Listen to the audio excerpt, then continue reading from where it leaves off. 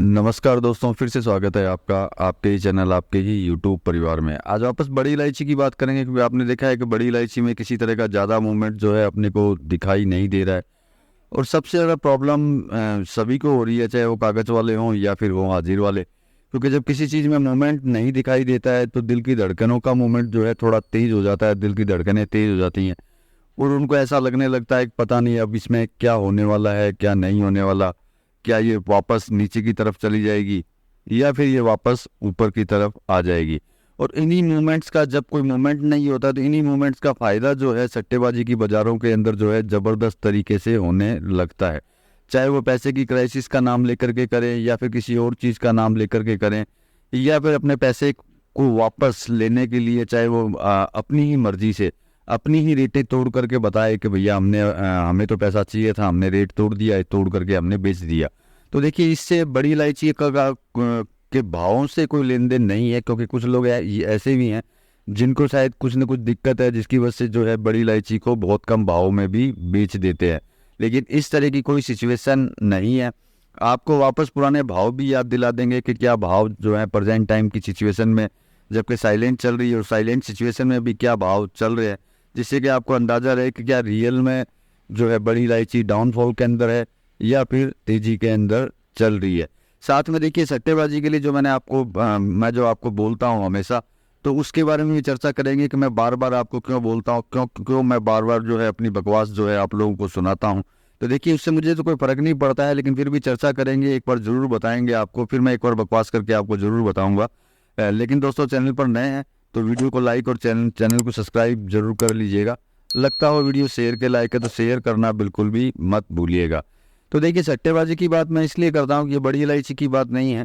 Commodity चाहे कोई भी हो, कोई भी कमोडिटी आप खरीदते हैं तो उसमें किसी भी टाइम पे किसी भी कमोडिटी के अंदर मूवमेंट्स रुक जाते हैं और मूवमेंट रुकते हैं। और बहुत लोग ऐसे भी होंगे जिनकी बातें आप सुनते होंगे, जो भविष्यवाणियाँ करते होंगे कि इसकी ये भविष्यवाणी है, इसकी वो भविष्यवाणी है।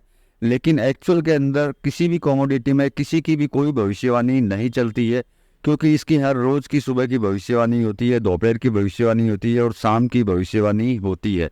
अगर कोई आपको ये बात बोलता हो कि नहीं भैया ये तो उस टाइम पे जा कर के मतलब इतने हो जाएगी उतने हो जाएगी, तो भैया मैं तो इस चीज़ को मानता नहीं।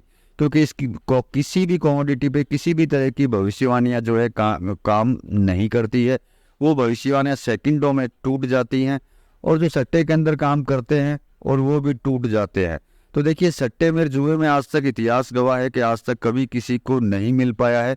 खाली मिला है तो उनके परिवार को दुख, और साथ में बहुत लोग ऐसे भी हैं जिनके घर परिवार तक भी बिक गए हैं। ये खाली बड़ी इलायची की बात नहीं है, ये किसी भी कमोडिटी को लेकर के आपके साथ में हो सकता है। इसीलिए मैं हमेशा बकवास करता रहता हूँ कि आप जो है चाहे कम कीजिए, थोड़ा कीजिए, लेकिन कीजिए हाजिर के अंदर। कम से कम आपके पास वो है, मतलब वो है तो चाहे कम, अगर कमोडिटी अगर डाउन भी जाती है तो कम से कम डाउन के अंदर आपके पास पैसा है। अगर वो आपके पास रहेगी तो हो सकता है डाउन जाकर के वापस ऊपर आए, तो उसके लिए भी आपको समय मिलेगा। लेकिन खाली जब सट्टेबाजी करेंगे, खाली कागजबाजी के अंदर काम करेंगे, तो निश्चित बात है आपका कुछ भी बिक सकता है। परेशान आप नहीं, आपका परिवार होता है। इस चीज़ को अगर देख करके अगर आप कोई भी काम करते हैं तो मेरे हिसाब से आपको कभी कोई तकलीफ नहीं होगी। बाकी तो आप लोग समझदार ज़्यादा हैं, आप समझदार हैं, क्योंकि कागज़ कागज़ चिल्लाता हूँ तो कागज़ वालों को शायद जो है बहुत ज़्यादा आग लगती है। क्यों? कि नुकसान उन्हीं को होता है, आग उसी को लगती है जिसको नुकसान ज़्यादा होता है। और प्रेजेंट टाइम में भी मुझे पता है कि बड़ी इलायची को लेकर के ज़बरदस्त जो है कागज़ वालों को नुकसान लग रहा है और लगेगा भी। कारण है कि कागज़ में जब माल लेंगे तो मैंने हर वीडियो में आपको बोला है, आपके पास डेट रहेगी और वो डेट जो है आपके लिए महीने भर की होती है, लेकिन वो कुछ कुछ मिनटों में ही वो महीना जो है ख़त्म हो जाता है।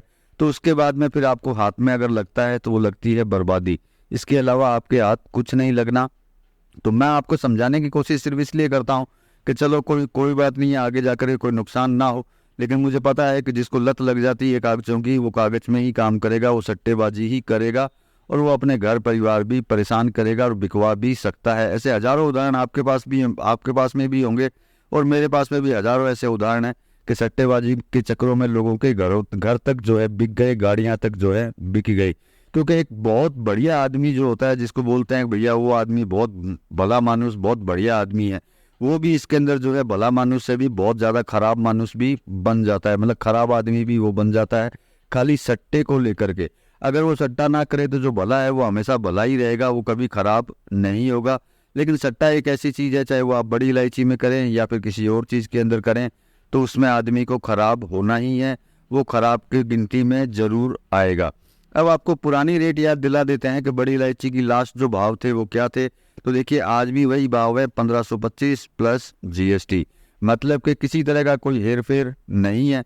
नेपाल की अगर बात करते हैं फसल की बात, तो निश्चित बात है आप तक ज़रूर ये पहुंचाया जा रहा होगा कि नई फसल जो है बहुत अच्छी क्वांटिटी के अंदर आ रही है, आगे जा कर के जो है इसमें डाउनफॉल रहेगा। तो मैं आपको बोल देता हूँ नई फसल के नाम पे अभी तक मेरे हिसाब से पूरे नेपाल के अंदर भी 100-200 बैग भी नहीं पहुंचे होंगे। 100-200 भी यूँ समझ लीजिए कि मैंने बहुत ज़्यादा एक्सेस बोल दिए हैं। मेरे हिसाब से जहाँ तक मेरे पास जो रिकॉर्ड, मेरे पास जो जानकारी है, उस जानकारी के हिसाब से 50-60 बैग ही मुश्किल से पहुंचे होंगे। अब इतना माल पहुंचने से आपके बाज़ारों में क्या फ़र्क पड़ने वाला है, इसके ऊपर विचार जो है आप खुद कर सकते हैं। लेकिन सबसे बड़ी प्रॉब्लम है साइलेंट, बाज़ार में बिक्री नहीं।